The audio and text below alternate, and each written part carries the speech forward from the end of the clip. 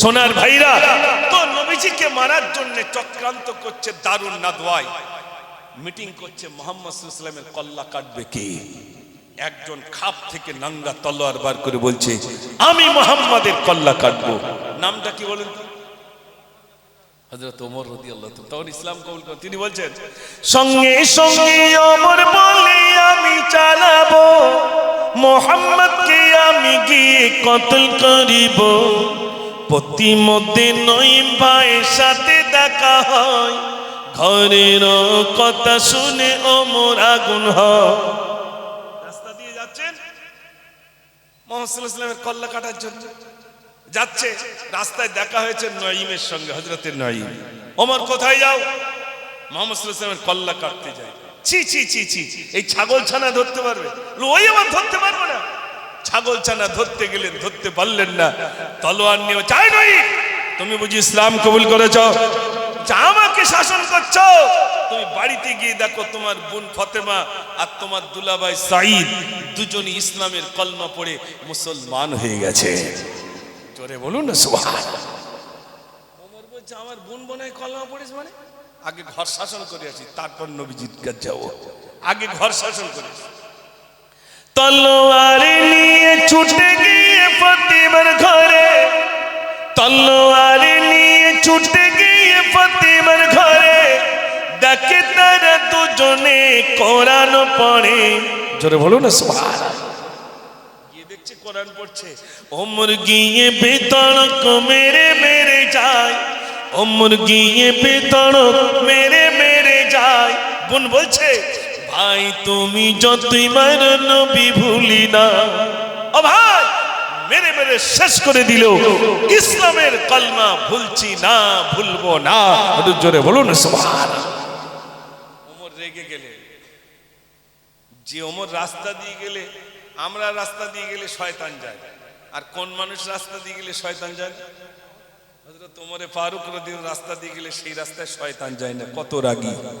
বোনকে পেটাই করছে, পেটাই করতে করতে বলছে, বোন তুমি কি পড়ছিলে দেখাও।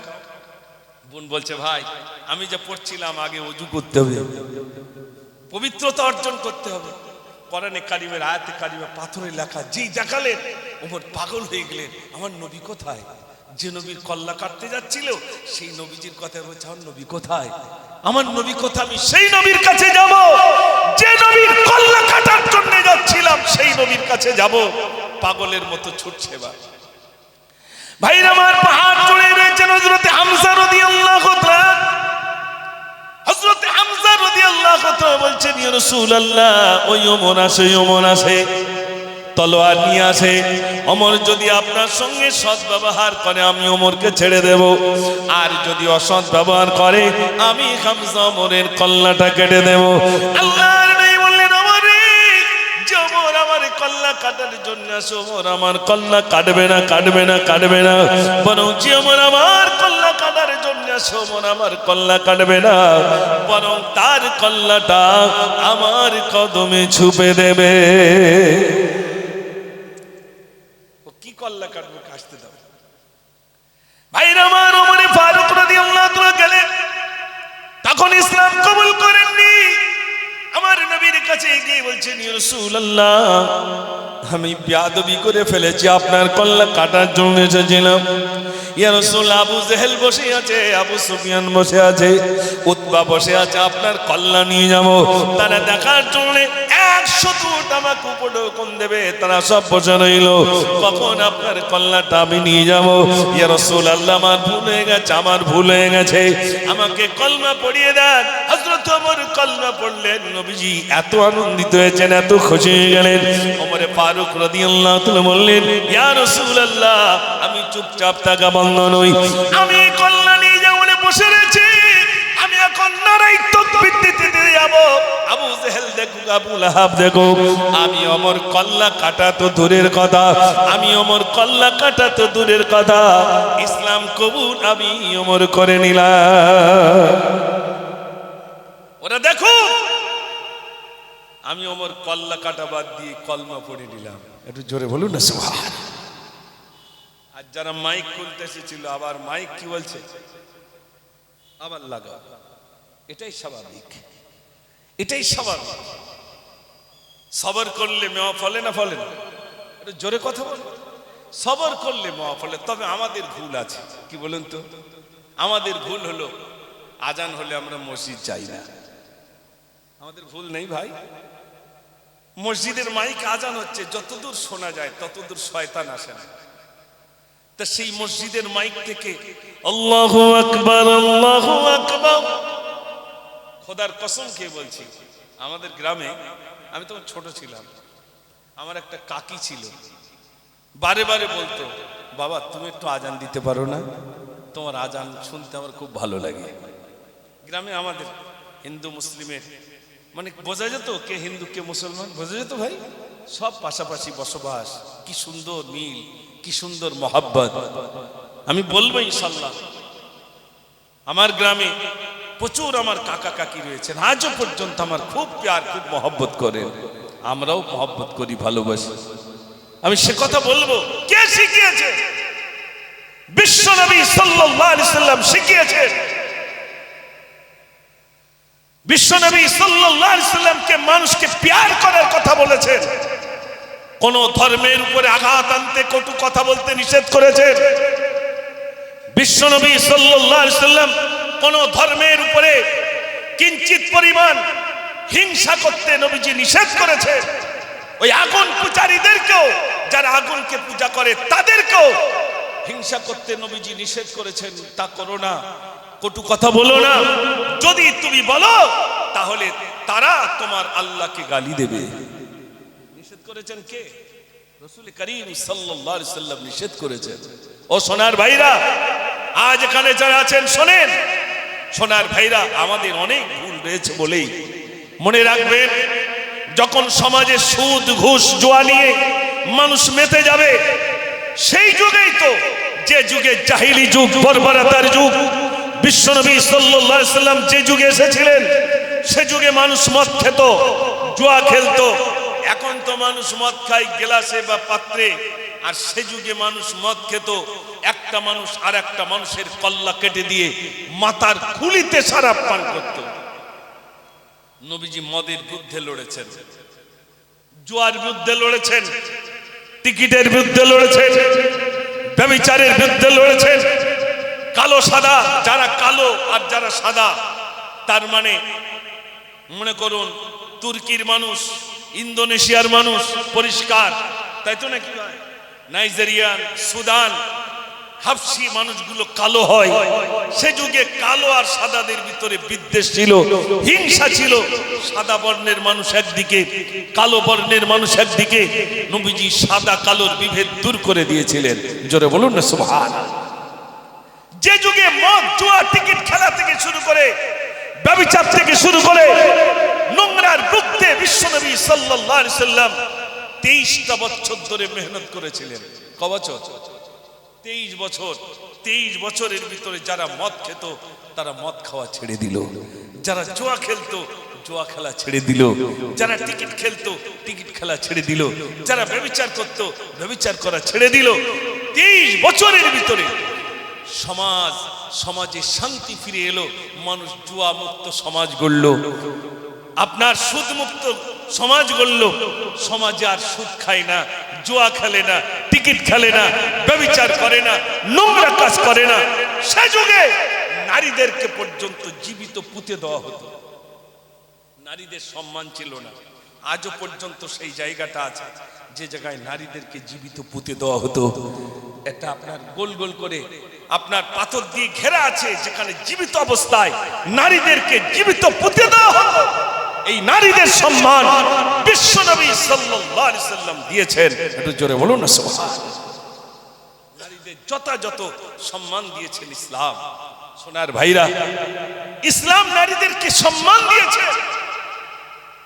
মা বলে সম্বোধন করেছেন। নারীরা হলো মায়ের জাত, নারীদেরকে সম্মান করতে শিখিয়েছেন বিশ্বনবী সাল্লাল্লাহু আলাইহি সাল্লাম। শুনেন, এক লোকের ছিল 9টা মেয়ে। 9টা। কটা মেয়ে? 9টা। এখন তো একটা দুটো তিনটে মেয়ে যদি হয় পরপর, যেহেতু ছেলের আশায়, ছেলে যদি হয়ে যেত আর লিত না, ছেলে হচ্ছে না বলে তাই 3টে মেয়ে। এরকম আছে না নাই? আছে। পরপর 3টে মেয়ে, কত কষ্ট, খুব কষ্ট, কিন্তু দেখেন তাদের কোনো কষ্টই নাই। এরকম আছে না নাই? আছে। তো এরকম একটা দুটো নয়, 9টি কন্যা জীবিত অবস্থায় পুঁতে দিয়েছে। বিশ্বনবী সাল্লাল্লাহু আলাইহি সাল্লাম সাহাবাদেরকে জিজ্ঞাসা করলেন, ও আমার সাহাবারা, জাহিলি যুগে তোমরা নারীদেরকে কেমন করে পুঁতে দিতে বলো? সাহাবা হুজুর বলছেন, ইয়া রাসূলুল্লাহ, আমার একটা মেয়ে নয়, 2টি মেয়ে না, আমার 9টি মেয়ে ছিল। আমার 9টা মেয়েকে পুঁতে দিয়েছিলাম, 8টা মেয়েকে জীবিত অবস্থায় পুঁতে দিয়েছিলাম, আমার কোনো কষ্ট হয় নাই। কিন্তু ছোট্ট মেয়েটাকে পুঁতে দেওয়ার সময় আমার সব থেকে কষ্ট হয়েছিল। আল্লাহর নবী বলেন, কেমন করে পুঁতে দিয়েছিলে বলো? সাহাবা হুজুর বলছেন, ইয়া রাসূলুল্লাহ, আমি মনে করেছিলাম নারীর অভিশাপ, নারী জন্ম নিলে আমি জীবিত অবস্থায় পুঁতে দিতাম। 8টা মেয়েকে আমি পুঁতে দিয়েছিলাম। এরপরে আমি ব্যবসার জন্য 5 বছর বাইরে চলে গিয়েছিলাম। 5 বছর পরে যখন বাড়িতে এলাম, দেখলাম আমার বিবির কোলে একটা ছোট্ট ফুটফুটে বাচ্চা রইল। আমি বিবিকে জিজ্ঞাসা করলাম, বিবি রে, এই বাচ্চাটি কোথা থেকে এনেছো, কার বাচ্চা? বিবি দেখলেন, যদি বলি আমার বাচ্চা, আমার স্বামী হয়তো মেরে দেবে। তাই কি করলেন, বিবি বললেন, স্বামী গো, এই বাচ্চাটি অমুক গ্রাম থেকে আমি আনলাম। এখন এখানে আপনারা জানা বলুন, আমি মুজাফফর কার ছেলে বলতে পারে কে? আমি কার ছেলে বলতে পারবে কে? মা ছাড়া কেউ বলতে পারবে? মা ছাড়া কিন্তু কেউ বলতে পারবে না আমি কার, আমি কার ছেলে, এটা মা ছাড়া কেউ বলতে পারে না। অধিকাংশ পশ্চিমা দেশের আমাদের আধার কার্ডে, আই কার্ডে কার নাম আছে? বাপের নাম আছে না ভাই? আর পশ্চিমা দেশে অধিকাংশ তারা বাপের পরিচয় দিতে পারে না, যে ওটা আমার বাপ, এটা বলতে পারে না। এক জমিতে যদি অনেক চাষ হয়, তাহলে কি করে বলবে? এক চাষি এসে আলু বুনে দিচ্ছে, এক চাষি এসে সর্ষে বুনে দিল, আর এক চাষি এসে তিল বুনে দিল, আর এক চাষি এসে আবার খানিক পেঁয়াজ দিয়ে দিল, তাহলে সেই জমিতে কি তৈরি হবে ভাই? ঠিক ওই রকম পশ্চিমা দেশের কথা শোনে ভাইরা, বাপের পরিচয় তারা দিতে পারে না, মায়ের পরিচয় দেয়। আর আমরা গর্ব করে বলতে পারি উনি আমার বাপ, তাই তো নাকি ভাই? এটা আমরা পরিচয় দিতে পারি। ভাইরা, আমার বিবি বললেন, স্বামী গো, ওই বাচ্চাটি আমি অমুক গ্রাম থেকে আনলাম শুধু বাঁচানোর জন্যে। সাহাবা হুজুর বলছেন, ইয়া রাসূলুল্লাহ, জি রাসূলুল্লাহ, অমুক গ্রাম থেকে ওই বাচ্চার প্রতি আমার মহব্বত বেড়ে গেল। আমি যখন বাজার থেকে আসি, বাচ্চার জন্য আমি কিছু খাদ্য নিয়ে আসি, বাচ্চা খাই, বাচ্চার সঙ্গে আমার মহব্বত গড়ে গেল। আমি যখন বাজার কাজ থেকে ফিরি, আমি যখন কাজের থেকে ফিরি, গায়ে যদি ঘাম হয়, আমার ছোট্ট বাচ্চাটা গায়ের ঘাম মুছিয়ে দেয়। এখানে যারা আছেন সত্য কথা বলেন, আপনার যদি খুব কষ্ট হয়, পাশে মেয়ে দাঁড়ায় না ছেলে দাঁড়ায়? জোরে বলেন। মেয়ে গোসল করতে যাবেন, তাও লুঙ্গিটা ধরে রাখে। মেয়ে, নবীজি বলেছেন, আমার ফাতেমাকে আমি প্যার করি, মহব্বত করি, ভালোবাসি, তোমরাও তোমাদের কলিজার টুকরি মেয়েকে ভালোবাসো। ও সোনার মেয়ে, আমার সাহাবা হুজুর বলছেন, ইয়া রাসূলুল্লাহ, ওই বাচ্চাদের সঙ্গে আমার অধিক সম্পর্ক করে গেল। এরপরে একদিন আমার বিবি আমাকে দেখে দেখে বললেন, স্বামীর সঙ্গে তো বাচ্চার সম্পর্ক গড়ে গেল, আর বুঝি মারবে না? এই জন্য আমার বিবি কি করলেন, আমি একদিন যখন ওই বাচ্চার সঙ্গে আমার অধিক সম্পর্ক গড়ে গেল, বিবি আমাকে ডাক দিয়ে বলে, স্বামী গো, যে বাচ্চাটির সঙ্গে আপনার অধিক সম্পর্ক গড়ে গেল, বাচ্চাটি অন্য কারণ নয়, ওই বাচ্চাটি অন্য কারণ, ওই বাচ্চাটি হলো আপনার কলিজার টুকরি মেয়ে। ভাইরা, আমার যেইরা বলেছেন ওটা আপনার মেয়ে। সাহাবা হুজুর বলছেন, ইয়া রাসূলুল্লাহ, আমার মাথায় আগুন চেপে গেল, এ বাচ্চা কেমন করে হয় নারী? অভিশাপ, এ নারী তো রাখা যাবে না। সাহাবা হুজুর বলছেন, ইয়া রাসূলুল্লাহ, আমি চিন্তা করলাম নারীর অভিশাপ, এজন্যে আমি বাড়ি থেকে একটা শামসিনা নিলাম, কোদাল নিলাম, ছোট্ট বাচ্চাকে সাথে নিলাম, মরুভূমির দিকে চলে গেলাম। যেখানে আমি 8টা মেয়েকে পুঁতেছিলাম, এরকম মরুভূমির দিকে চলে গেলাম। আমি মরুভূমির দিকে গিয়ে যখন গর্ত করতে শুরু করে দিলাম, ছোট্ট বাচ্চাটি আমাকে বলছে, আব্বা কিসের জন্য আপনি গর্ত করেন? আব্বা আপনি গর্ত করেন কেন? আমি আরো চিন্তা করলাম, ওই বাচ্চাটির কথা আমি কোনো কর্ণপাত করলাম না। আমি গর্ত করতেই শুরু করে দিলাম। গর্ত করতে করতেই বুক পর্যন্ত যখন গর্ত হয়ে গেল, ছোট্ট মেয়েটি উপর থেকে বলছে, আব্বা আর আপনার গর্ত করতে হবে না, বাকি গর্তগুলো আমি করে দেবো, আপনি উঠুন। সাহাবা হুজুর বলছেন, ইয়া রাসূলুল্লাহ, সুযোগ বুঝে আমার মেয়েটাকে আমি নিচে নামিয়ে দিলাম, আর উপর থেকে আবার বালিগুলো চাপা দিতে শুরু করলাম। বালিগুলো যখন চাপা দিচ্ছি, ছোট্ট বাচ্চাটি আমার দিকে তাকিয়ে বলছে, আব্বা কি অন্যায় করলাম যে কারণে বালি দিয়ে আমাকে চাপা দিয়ে দিচ্ছেন? সাহাবা হুজুর বলছেন, ইয়া রাসূলুল্লাহ, ছোট্ট বাচ্চাটি বুক পর্যন্ত যখন বালি দিয়ে চাপা দিয়ে দিলাম, বাচ্চাটি আমার দিকে তাকিয়ে এসে দিন বলছে, আব্বা আব্বা আমি দম নিতে পারি না, কি কারণে আপনি বালি দিয়ে আমাকে চাপা দেন? সাহাবা হুজুর বলছেন, ইয়া রাসূলুল্লাহ, আমার বলতে কষ্ট হচ্ছে, আমি গলা পর্যন্ত বাচ্চাকে বালি দিয়ে গেড়ে দিলাম, বালি দিয়ে গেড়ে দিলাম। ছোট্ট বাচ্চার সেই চিৎকার আমার মনে পড়ে। আমি যখন এই বাচ্চাটিকে বালি দিয়ে মেরে দিলাম, ওই বাচ্চাটি যতক্ষণ জীবিত ছিল ততক্ষণ আমাকে আমার দিকে তাকিয়ে তাকিয়ে আব্বা আব্বা আব্বা বলে চিৎকার মেরে কাঁদে আর বলেছিল, কি অপরাধ আমি করেছি আব্বা, কি অপরাধ আমি করলাম? ও সোনার মাইরা, সাহাবা হুজুর বলছেন, ইয়া রাসূলুল্লাহ, জাহিলি যুগে ভাবে আমরা নারীদেরকে মেরে দিতাম। আল্লাহর নবী সাল্লাল্লাহু আলাইহি সাল্লাম বলেন, ওরে আমার সাহাবায়ে, কোন নারীর মারা যাবে না, নারীদের সম্মান করতে হবে, নারীদেরকে সম্মান করতে হবে, প্যার করতে হবে, মহব্বত করতে হবে, ভালোবাসতে হবে। বিশ্বনবী সাল্লাল্লাহু আলাইহি সাল্লাম নারীদের উচ্চ মর্যাদা দিয়েছিলেন, সম্মান দিয়েছিলেন। আল্লাহ রাব্বুল আলামিন নারীদেরকে সম্মান দিয়েছেন। নবীজি নারীদেরকে ডেকে বলেছেন, ও নারীরা, ও নারীরা তোমরা শোনো, আল্লাহ তোমাদেরকে নবী বানাননি, নবী বানাননি, যত নবী হয়েছেন সব পুরুষ হয়েছেন। তবে শুনে নাও, আল্লাহ তোমাদেরকে নবী না বানালেও নবীদের মা জননী আল্লাহ তোমাদের বানিয়েছে। একটু জোরে বলেন, মা বড় না ছেলে বড়? নবীর মা বানিয়েছেন। মায়ের মর্যাদা কম? পৃথিবীতে সব থেকে বেশি তো মর্যাদা কার?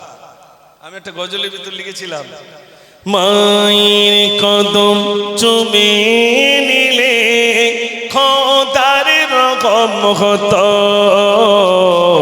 মায়ের কদম চুমে নিলে খোদার রকম হতো, ফুলের সুবাস যতই তার হবে না মায়ের মতো,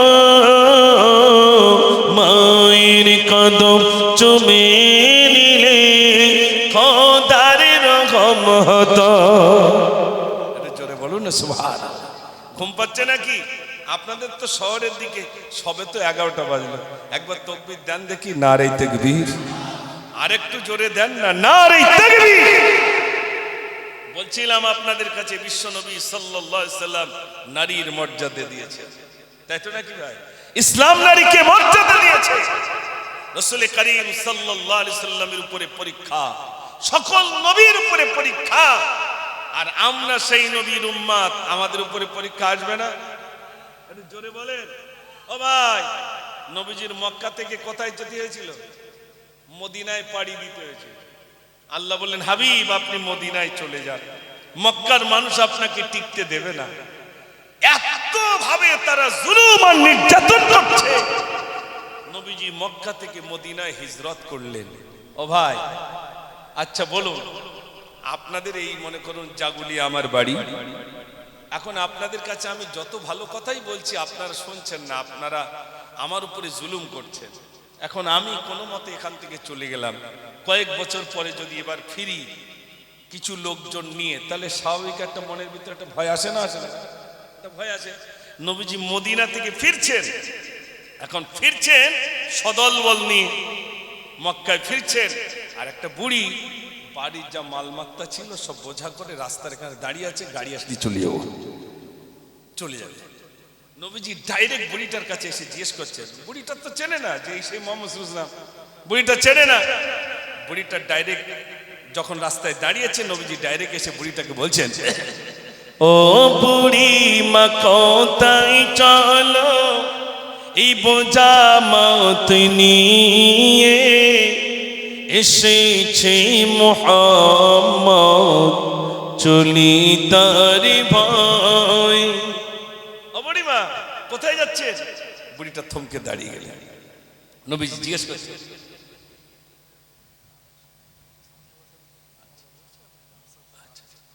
শোনো শোনো বুড়িমা মোর কাছে তুমি বলো না কে দিয়েছি ব্যথা তোমার কি হয়েছে বলো না।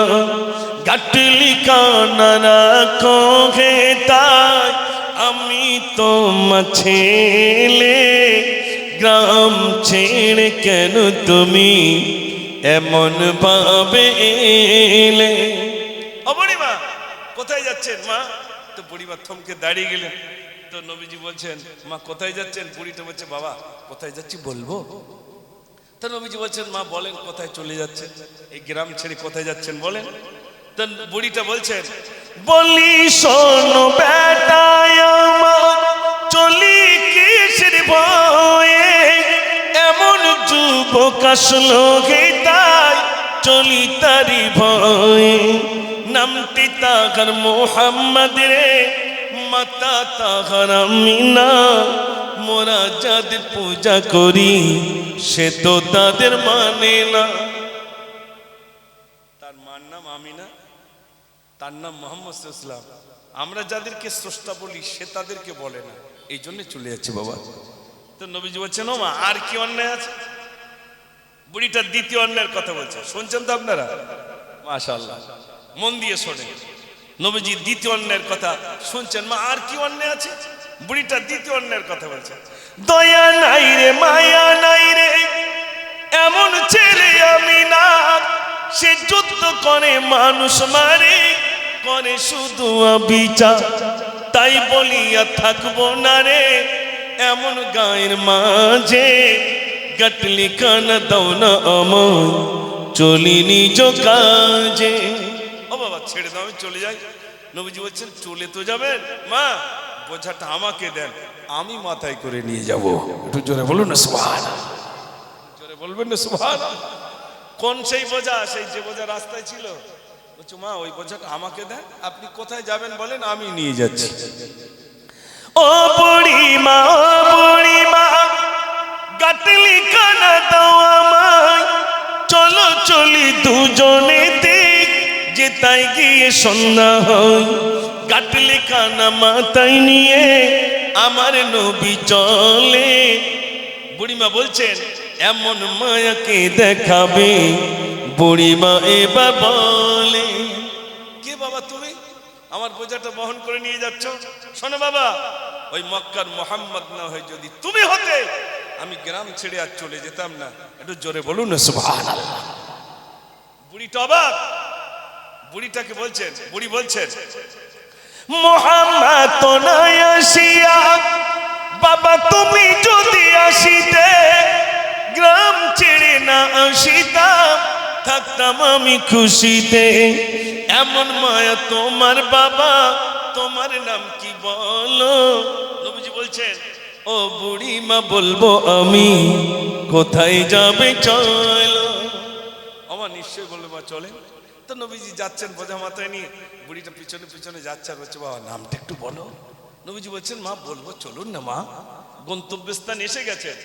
নবীজি চলে যাচ্ছেন, বোঝা রেখে চলে যাচ্ছেন, আর বুড়িটা পিছন দিক দিয়ে বলছো, বাবা সে নামটা তো তুমি বললে না, চলে যাচ্ছ নামটা বলে যাও বাবা।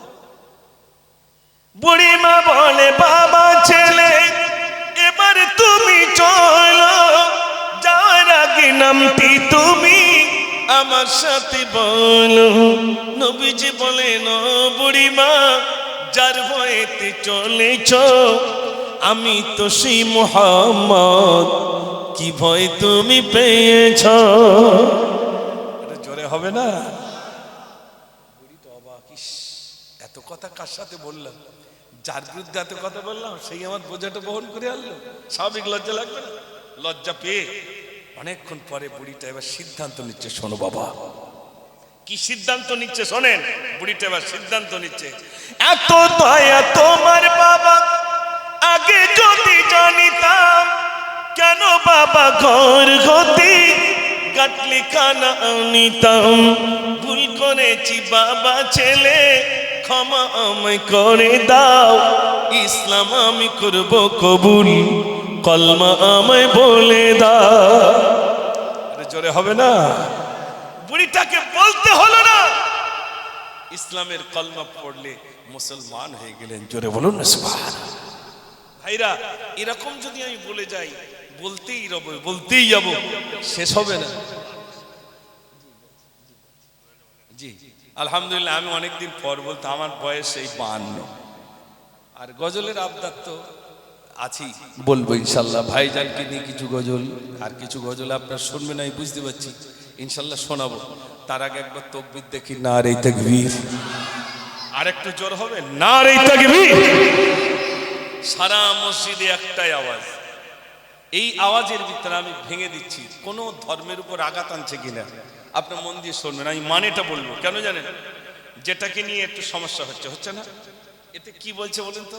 আল্লাহু আকবার, আল্লাহু আকবার। আল্লাহ মহান, আল্লাহ বড়, মানে স্রষ্টা বড়। কে বড়? স্রষ্টা, যিনি সৃষ্টির স্রষ্টা, তিনি হলেন বড়। আল্লাহ মহান, আল্লাহ বড়। তারপর বলছে, আশহাদু আল্লা ইলাহা ইল্লাল্লাহ, আমি সাক্ষী দিতেছি আল্লাহ ছাড়া কোনো মাবুদ নাই, কোনো উপাস্য নাই, কোনো দয়ালু নাই। তারপরে বলছেন, আশহাদু আন্না মুহাম্মাদার রাসূলুল্লাহ, আমি আরো সাক্ষী দিচ্ছি মুহাম্মদ সাল্লাল্লাহু আলাইহি সাল্লাম আল্লাহর রাসূল। এবার শুনুন, এবার বলা হচ্ছে, হাইয়া আলা সালাত, এসো নামাজের দিকে, এসো নামাজের দিকে। তারপরে বলছে, হাইয়া আলাল ফালাহ,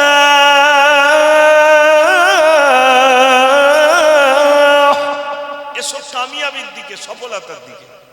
তারপর বলছে, ভোরবেলা একটা শব্দ বেশি বলে, আসসালাতু খায়রুম মিনান নাওম, ঘুম থেকে নামাজ উত্তম। তারপর বলছেন, আল্লাহু আকবার, আল্লাহু আকবার, আল্লাহ মহান, আল্লাহ বড়, লা ইলাহা ইল্লাল্লাহ, নেই কোনো মাবুদ আল্লাহ ছাড়া। একটু জোরে বলুন না সুবহানাল্লাহ। বলেন, কোন ধর্মের উপর আঘাত এনেছে? কারো কটু কথা বলেছে? ক মিনিট লাগবে এটা? 3 মিনিট, 4 মিনিট। এই 4 মিনিটের শব্দ মানুষকে কি বলে দেয়? ভোরের যখন আজান হয়, সকল মানুষ জানতে পারে ভোর হয়ে গেছে। আপনার বাড়িতে কোনো মজদুর যখন কাজ করে, জোহরের যখন আজান হয়, তখন মুখে হাসি ফোটে। কেন বলেন তো? আজান হয়েছে মানে এবার ছুটি হবে। এরকম ভাবে আজান মানুষকে সতর্ক করে, টাইম বলে দেয়। ও ভাইরা, আলহামদুলিল্লাহ, এই আজান শুরু হয়েছে আল্লাহ রাব্বুল আলামিনকে এ ডাক কিয়ামত পর্যন্ত এ চলতেই থাকবে, কেউ বন্ধ করতে পারবে না। একটু জোরে বলুন না সুবহানাল্লাহ। আসুন, এই জলসাকে কেন্দ্র করে আলহামদুলিল্লাহ আজকে ভাইজান উপস্থিত হয়েছেন, এখানে অনেক আমার যুবক ভাইরা উপস্থিত হয়েছেন। ভাইজান অনেক কথা আপনাদেরকে বলে গেছেন, অনেক নির্দেশিকা দিয়ে গেছেন। এখন বলুন, এই জলসা আজকের দিনে এই পর্যন্ত শেষ, না পরের বছর আবার ইনশাল্লাহ হবে? সব চুপচাপ রয়েছেন কেন? হবে তো ইনশাল্লাহ। একবার হয়তো মুখ থেকে বলতে পারছেন, একবার আওয়াজ দেন দেখি, এবার তো কিছু গজল শোনাবো। নারে তাকবীর, আর একটু জোরে দেন, নারে তাকবীর। মাশাআল্লাহ, আমি ভাইজানকে নিয়ে একটা গজল অবশ্যই বলবো। আমার ভাই বললেন, বাপের সেবা মায়ের সেবা করে আমার মন। হ্যাঁ, সে কবে বলেছি তার মনে আছে? আমিনপুর মাদ্রাসায়, হ্যাঁ অনেক আগে বলেছিলাম। যাই হোক, আমি সেই ছোটবেলা থেকে এই বলতে বলতে আজও পর্যন্ত কিন্তু ভাইরা মনে রেখেছেন যে ওই গজলটা শুনবো, আমি বলবো ইনশাল্লাহ, কিছু গজল বলবো ইনশাল্লাহ।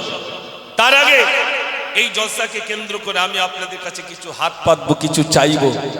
আমরা সিলসিলা ফুরফুরা মতাদর্শের মানুষ। বিশ্ব নবী দিবস উদযাপন উপলক্ষে এখানে জানা আছেন, মনে রাখবেন, রসুলের মহাব্বতে রসুল করিম সাল্লাল্লাহু আলাইহি সাল্লাম শুধু বলেছেন, ও আমার সাহাবারা, তোমরা কিছু কিছু আমার কাছে দাও।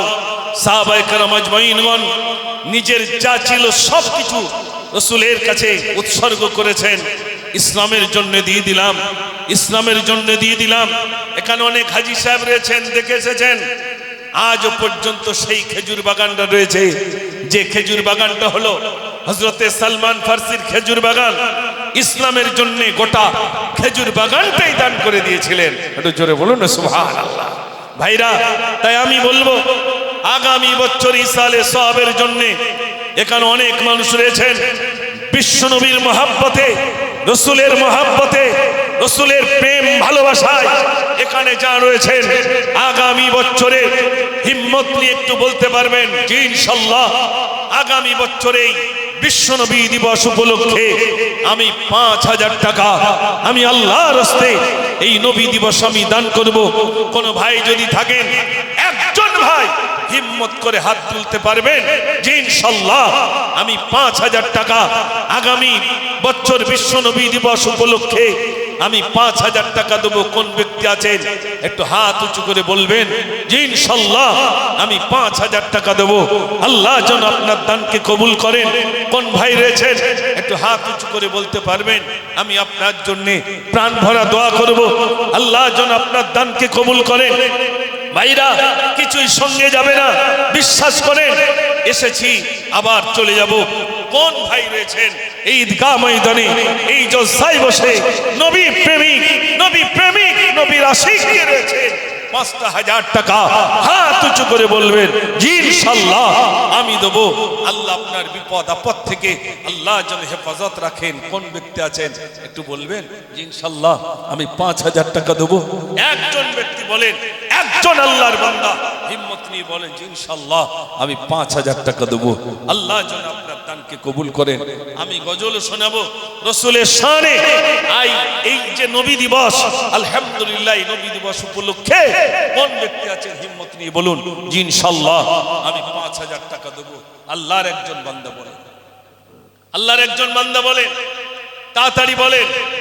আজ দুঃখ নেব না, খুশি নেব, খোদা গো তুমি দাও না বলে, আজ এই দিনেতে রসুল এলো, আর এই দিনে বিদায় নিলে। আজ দুঃখ নেব না, খুশি নেব, খোদায় গো তুমি দাও না বলে, আজ এই দিনেতে রসুল এলো, আর এই দিনে বিদায় নিলে। আজ দুঃখ নেব না, খুশি নেব, খোদায় গো তুমি দাও না বলে। বলেন ৫,০০০ টাকা চেয়েছি মাত্র।